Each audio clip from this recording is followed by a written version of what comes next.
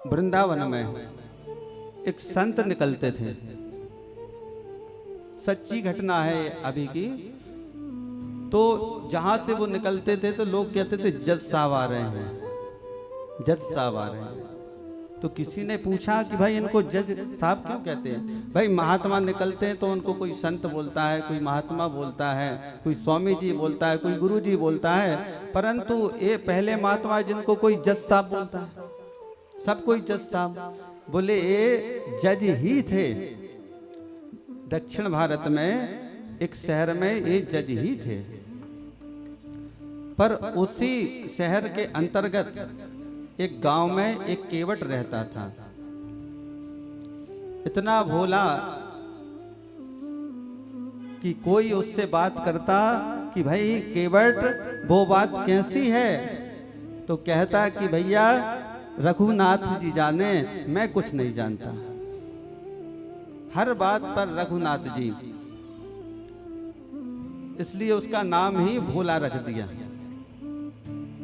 दो बेटे थे, एक बेटी थी।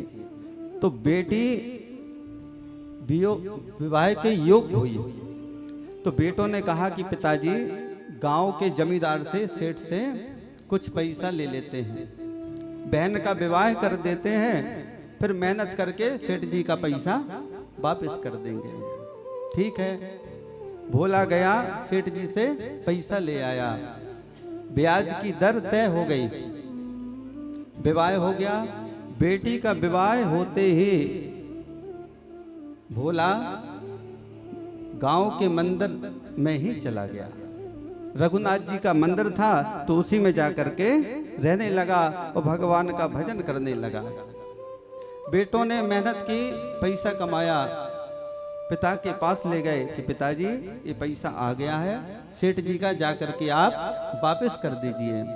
भोला गया, सेठ जी को ब्याज सहित वापस कर दिए। सेठ जी ने एक चिट्ठी पे लिख दिया कि हिसाब पूरा, ब्याज सहित पैसा वापस कर दिए, हिसाब पूरा हो गया। सेठ जी ने भोला को चिट्ठी दी, बोले भोला पढ़ो इसमें क्या लिखा है। तो भोला ने कहा कि मैं कुछ नहीं जानता, रघुनाथ जी जाने हैं। तो सेठ जी के मन में पाप आ गया, अरे ये कुछ नहीं जानता है। तो बोले ठीक है, एक काम करो, ये पर्ची हमको दो, तुम पानी ले आओ। भोला पानी लेने गया, इतने में सेठ जी ने पर्ची बदल दी और जो पर्ची उनको दी उसमें बस ऐसे ही कुछ लिख दिया और कुछ दे दी, जाओ तुम्हारा हिसाब हो गया। भोला गया और चिट्ठी को रघुनाथ जी के चरणों में समर्पित कर दिया और अपने पुस्तक में रख लिया। भगवान का भजन करने लगा। इधर सेठ जी ने मुकदमा कर दिया कि भोला ने हमसे पैसे लिए पर वापस नहीं किए। नोटिस जारी हो गया। तो जो चपरासी होते हैं वो नोटिस लेकर के गांव में पहुंचा। तो नोटिस जारी हुआ तो आ गया, तारीख पर पहुंचना पड़ा। भोला गया, जज साहब के सामने खड़ा हुआ। तो जज साहब ने पूछा कि भाई भोला तुमने सेठ जी से पैसे लिए थे? बोले हाँ सरकार लिए थे, वापस नहीं किए। बोले सरकार सूत सहित वापस कर दिए। बोले क्या प्रमाण है, कोई गवाह है, किसके सामने दिए? बोले हुजूर सत्य कहता हूं, मेरे और सेठ जी के बीच में सिवा रघुनाथ जी के कोई नहीं था। तो जज साहब ने सोचा कि रघुनाथ कोई गांव का आदमी होगा। तो बोले ठीक है तुम जाओ, अगली तारीख पर आना। तो रघुनाथ जी के नाम का नोटिस जारी हो गया। चपरासी गया, पूरे गांव को छान मारा, रघुनाथ नाम का कोई आदमी नहीं मिला। किसी ने कहा भाई आदमी तो नहीं है पर रघुनाथ जी का मंदिर है। तो चपरासी ने सोचा कि वहीं मिलेंगे। पहुंच गए तो पुजारी जी बैठे हुए थे। नोटिस दिया, पुजारी जी ने पढ़ा तो मन ही मन सोचने लगे जय हो प्रभु, आप की कृपा है, आज आपके नाम का नोटिस भी आ गया। कोई बात नहीं, पुजारी जी ने सिग्नेचर कर दिए, चपरासी चला गया। चपरासी ने सोचा यही रघुनाथ है। अब चपरासी गया, तारीख आई, पुजारी जी ने भगवान से कहा कि प्रभु आज तक आपके भक्त पोशाक लेकर आए, फल लेकर आए, मिठाई लेकर के आए, आज पर पहली बार आपके लिए ये नोटिस कोई लेकर आया है। पर प्रभु आप जाना जरूर, आपके सिवा उस बेचारे का कोई नहीं है। तारीख के एक दिन पहले ही पुजारी जी ने भोला को भेज दिया कि तुम जाओ भाई, समय से पहुंच जाओगे। बाद में प्रातः काल भगवान को भी उठा दिया पुजारी जी ने और कहा प्रभु आज जल्दी से स्नान कर लो, बढ़िया बढ़िया कपड़ा पहन लो, आज पहली बार आपको बाहर जाना है। बढ़िया भोज भी बना करके भोजन पवा दिया कि खा पी करके जाओ, कहीं भूख ना लगे, पर जाना जरूर। वहां भोला पहुंच गया। जज साहब ने पूछा कि भाई भोला तुम्हारे गवाह आ गए? बोले हाँ सरकार आ गए। बोले कहाँ हैं?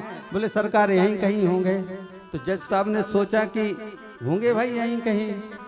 तो चपरासी ने आवाज लगाई कि भाई रघुनाथ हाजिर हो, हाजिर हो, हाजिर हो। जहां 3 बार आवाज लगाई तो भगवान सामने से वृद्ध लड़खड़ाते हुए चले आए, लकड़ी टेकते हुए। तो जज साहब ने सोचा कि शायद यही रघुनाथ हैं। भाई रघुनाथ,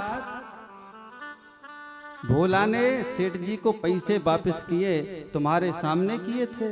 बोले हाँ महाराज, हमारे सामने किए। अच्छा क्या प्रमाण है? बोले सेठ जी की अलमारी में एक रजिस्टर रखा है, उस रजिस्टर में वो पर्ची रखी हुई है जिसमें सेठ जी ने अपने हाथों से हिसाब लिखा है। तो सेवक को भेजा गया, रजिस्टर को ला करके पर्ची को देखा गया तो सचमुच वही पर्ची थी। तो भोला को तो बाइज्जत बरी कर दिया और सेठ जी को कैद खाने में जाना पड़ा, जेल में जाना पड़ा। रघुनाथ तो अपनी गवाही देकर चले गए। बाद में जज साहब ने भोला को बुलाया। बोले भोला एक बात समझ में नहीं आई, भाई इतने गवाह वाले लोग आते हैं गवाही देने के लिए, पर आज तुम्हारा जो गवाही वाला रघुनाथ जी जो थे, ऐसी गवाही वाला हमने पहली बार देखा कि जो इतना सटीक जवाब दिया, प्रमाण दिया। आखिर ये आपके रघुनाथ जी कहाँ रहते हैं? बोले सरकार जहां हम रहते हैं। अच्छा तो तुम कहां रहते हो? बोले जहां रघुनाथ जी रहते हैं। बात कुछ समझ में नहीं आई, क्या साथ में रहते हो? बोले हाँ महाराज साथ में रहते हैं।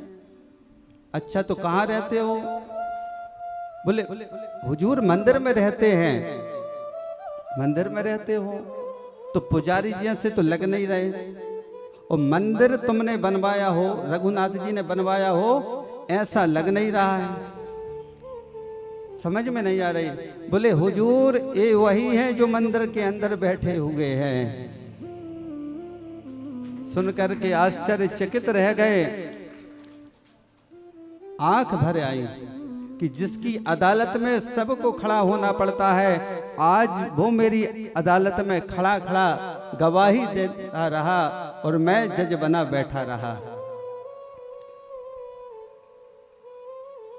त्याग पत्र दे दिया, इस्तीफा दे दिया और आकर के वृंदावन में निवास करने लगे। वृंदावन में रहे पर कभी बांके बिहारी के मंदिर के अंदर नहीं गए। वहीं से चरण रज भगवान की दहली से लेकर के माथे पर लगा लेते हैं, पर कभी मंदिर के अंदर नहीं गए। क्यों अंदर क्यों नहीं जाते? बोले मैं उनको मुंह दिखाने लायक नहीं। तो भगवान की भक्ति कैसी हो? बोले अहेतु की अप्रतिहता, जो उसमें कोई कामना ना हो, ये जीव मात्र का परम धर्म है। उस परम तत्व के विविध रूपों में अवतार हुए। और यहाँ पर श्री सूत जी महाराज ने 24